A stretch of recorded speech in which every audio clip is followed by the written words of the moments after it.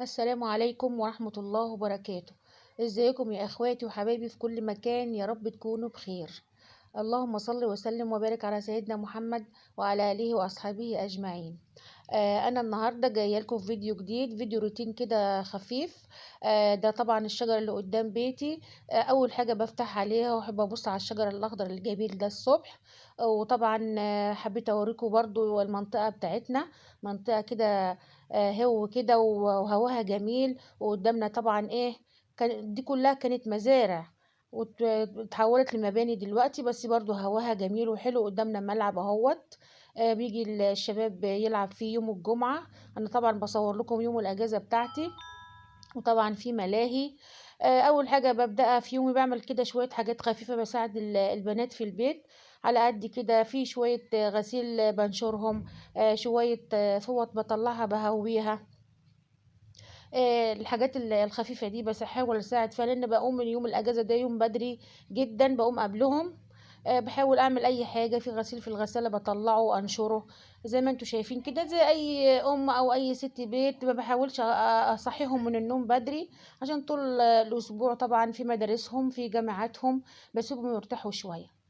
فحبيت اوريكم المنطقة بتاعتنا كده. دي كانت بساط اخضر خالص قدام منا، بس طبعا اتحولت لمباني عشان الظروف وكده.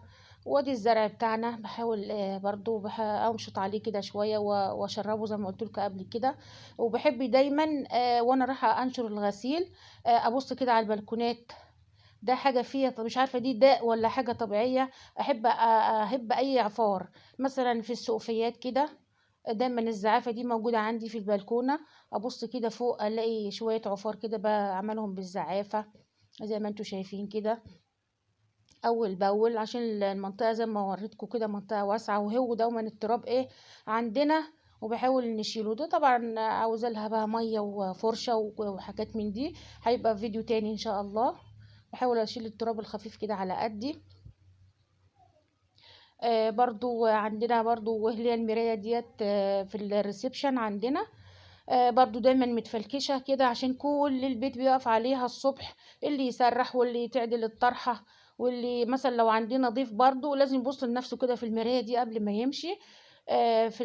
فطبعا كده ايه بقعد اعدل فيها، احوش عليها اي تراب، اظبطها، اظبط طبعا الدبابيس بتاعه الطرح.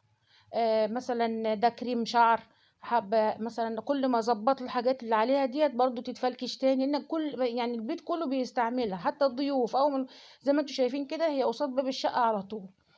ضيوف قرايبنا طبعا بيخشوا يبصوا فيها، بيحبوا يتفرجوا على نفسهم عليها.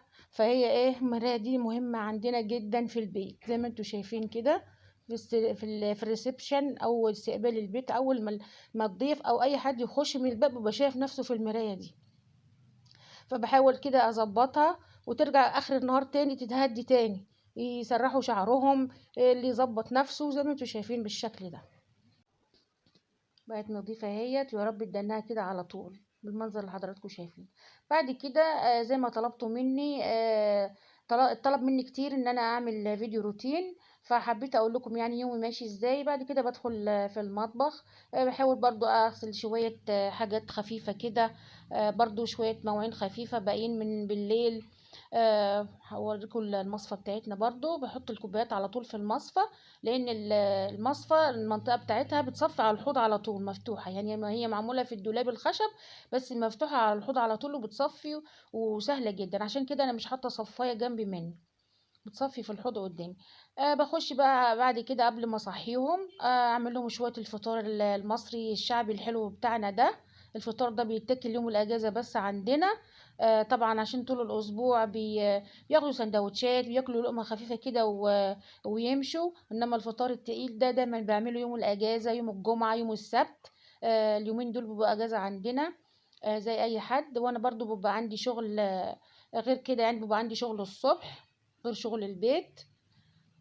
فحبيت اوريكم كده بنقلي شويه بطاطس. احلى فطار الفطار المصري بتاعنا زي ما انتوا شايفين، شويه فلفل مقليين كده الصبح. كل حاجه بعملها في البيت بنعملها بنظافه.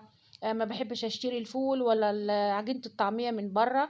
كل حاجة باعملها عندي في البيت وعينها في التلاجة، والحاجات دي بتوفر معانا والله كتير وبتبقى نظيفة.